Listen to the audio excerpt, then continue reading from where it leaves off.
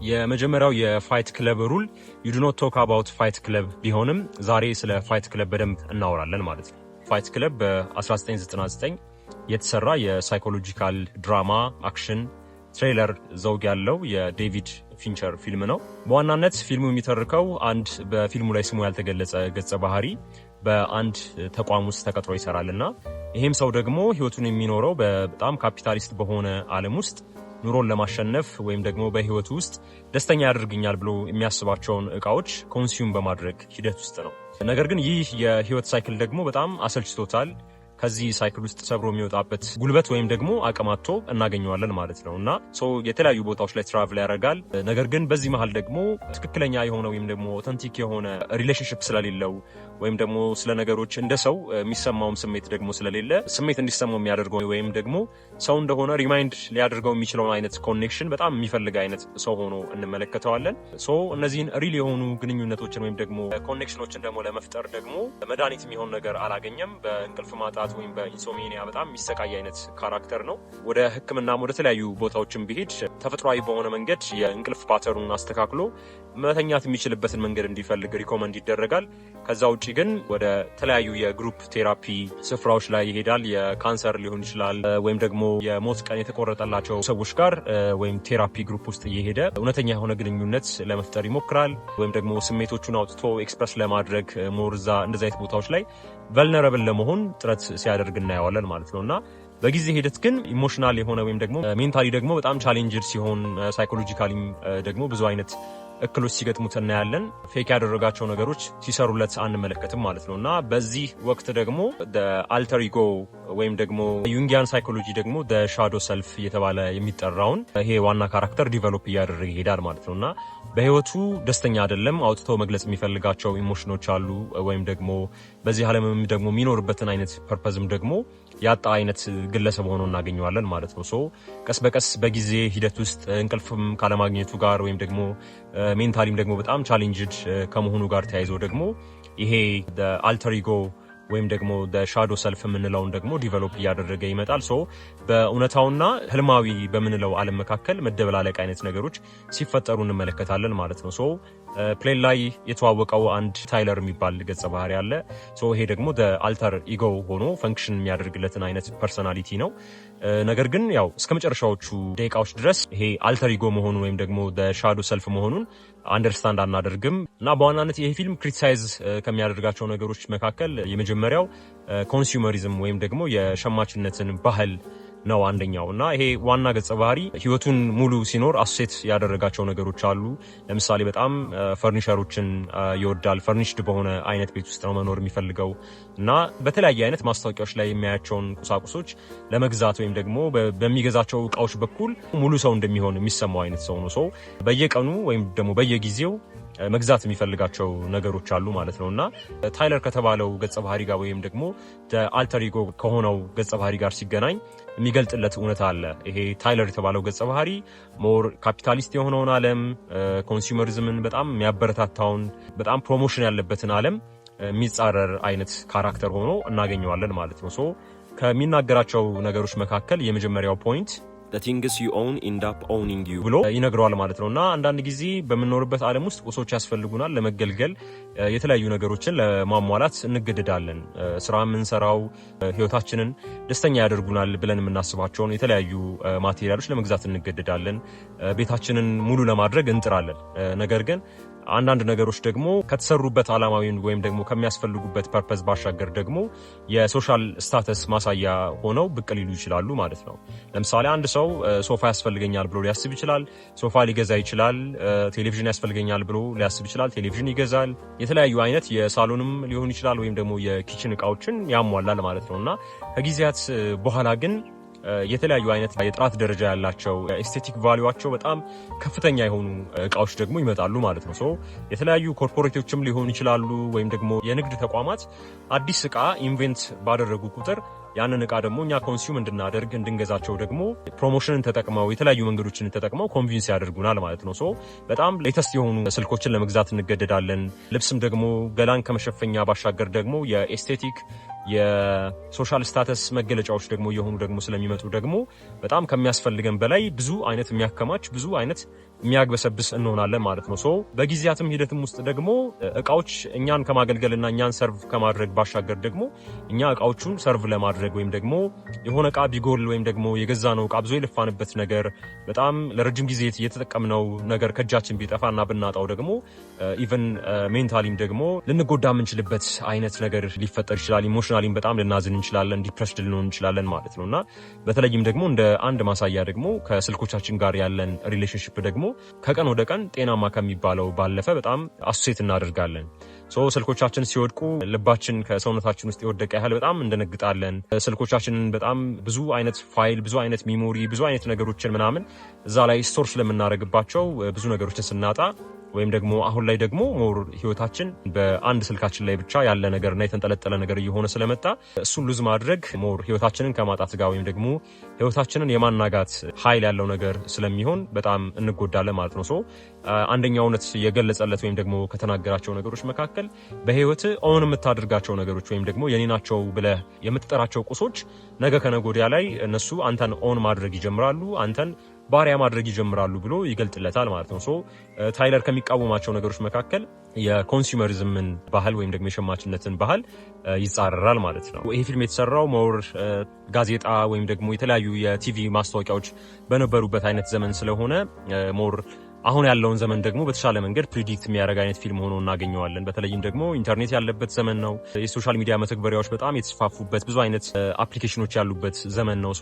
ኢንፍሉዌንሰሮችም ደግሞ አሉና የተለያዩ ሰዎች አቴንሽናችንን የሚፈልጉት ወይም ደግሞ የተለያዩ አይነት ማስታወቂያዎችም ደግሞ የሚሰሩት ደግሞ በህይወታችን ደስተኛ እንዳንሆን፣ ህይወታችን ብዙ አይነት ክፍተት ያለበት ነገር እንደሆነ፣ ዛሬ እጃችን ላይ ባለው ስልክ ደስተኛ እንዳንሆን፣ በገነባነው ቤት፣ በምንኖርበት ቤት ደስተኛ እንዳንሆን የሚያደርጉን ወይም ደግሞ ዝቅ ባለ አይነት የሶሻል ስታትስ ላይ እንዳለን እንዲሰማን የሚያደርጉን አይነት ኢንፍሉዌንሰሮችም ወይም ደግሞ ማስታወቂያዎችም በጣም ያሉበት ዘመን ስለሆነ ሞር ካለንበት ዘመን ጋርም ደግሞ በጣም ሪሌት የሚያደርግ አይነት ነገር ሆኖ እናገኘዋለን እና የምንኖረው ወይም ደግሞ እቃዎች የተለያዩ አይነት ማቴሪያሎች ያሉት እኛን ሰርቭ ሊያደርጉን ሳይሆን ይልቁንም ደግሞ የእኛን ማንነት ሊሆን ይችላል፣ የእኛን አይደንቲቲ፣ እኛ በህይወታችን ላይ ያለንን ደረጃ የሚወስኑ አይነት ነገሮች እንደሆኑ እንዲሰማን በሚያደርግ አይነት መንገድ የተለያዩ አይነት ማስታወቂያዎች ይሰራሉ። ቤተሰቦች የሚኖሩበት ነገር ከመሆን ባሻገር ደግሞ የሶሻል ስታተሳቸውን ዲፋይን የሚያደርግ ነገር እንደሆነ እንዲሰማን ያደርገናል። ሶፋዎች ሊሆን ይችላሉ፣ መቀመጫዎች ከመሆን ባሻገር ደግሞ የአንድን ቤት ኳሊቲ ሊሆን ይችላል ወይም ደግሞ የቤቱን ባለቤት ማንነት፣ ስብዕና ወይም ደግሞ ያለበትን የህይወት ደረጃና ላይፍ ስታይሉን ዲፋይን የሚያደርጉ ነገሮች ይሆናል ማለት ነው። አሁን ላይም ደግሞ ላይፍ ስታይልን በራሱ ወይም ደግሞ አንዳንድ ነገሮችን ኦን ማድረግ በራሱ የላይፍ ስታይል ኮንተንት ሆኖ ደግሞ እንመለከታለን ማለት ነው። የሆነ ኢንፍሉዌንሰር የገዛውን የቤት እቃ ሊሆን ይችላል፣ መኪና ሊሆን ይችላል፣ መዋቢያ ቁሳቁስም ሊሆን ይችላል እና የተለያዩ ነገሮችን ኦን ለማድረግ የመፈለግ አይነት ነገር ይኖራል ማለት ነው። ህይወታችንን በገዛናቸው እቃዎች ልክ መስፈር እንጀምራለን። ያልገዛናቸው እቃዎች በሆነ መንገድ እኛን ያጎሉናል። የገዛናቸው እቃዎች ደግሞ በሆነ መንገድ እኛን ፊል የሚያደርጉን ነገር እንደሆኑ፣ ጉድለታችንን የሚሞሉ ነገሮች እንደሆኑ እንዲሰማን ያደርጉናል ማለት ነው። ይህንንም በደንብ ክሪቲሳይዝ ሲያደርግ እናገኘዋለን ማለት ነው ፊልሙ። ሁለተኛውና በዚህ ፊልም ውስጥ የተነሳው በጣም ሜጀር የሚባለው ኢሹ ደግሞ የማስኩሊኒቲ ወይም ደግሞ የወንድነት ምንነት ነው። በምንኖርበት ሞደርን በሆነው ዓለም ውስጥ ወንድነት ወይም ደግሞ ማስኩሊኒቲ የራሱ የሆነ ክራይሲስ አጋጥሞታል ብሎ ይጠቁማል ማለት ነው።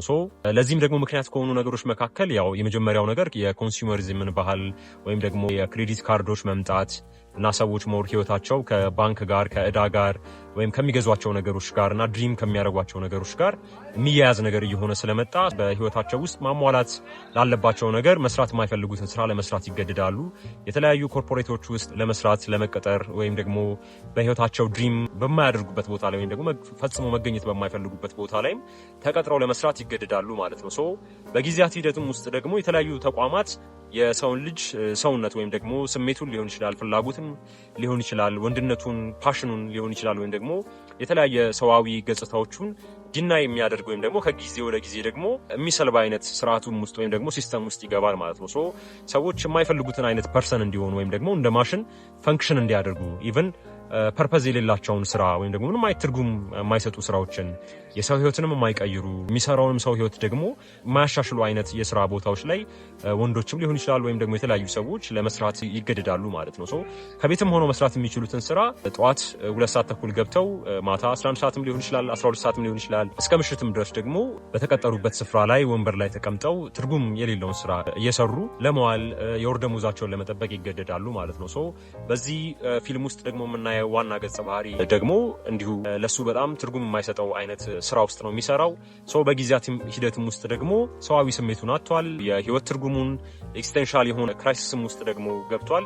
ሰው ህይወቱን የሚኖረው በህይወት እንዳለ ሰው ወይም ደግሞ በጣም ኢነርጄቲክ ሆኖ ሳይሆን ይልቁንም ደግሞ ፓወርለስ ሆኖ ፓሽኑን አጥቶ መታዘዝ የማይፈልገውን ነገር ወይም ደግሞ መስራት የማይፈልጋቸውን ነገሮች ለመስራት በሚገደድበት አይነት ሁኔታ ውስጥ ነው የሚሰራው ማለት ነው።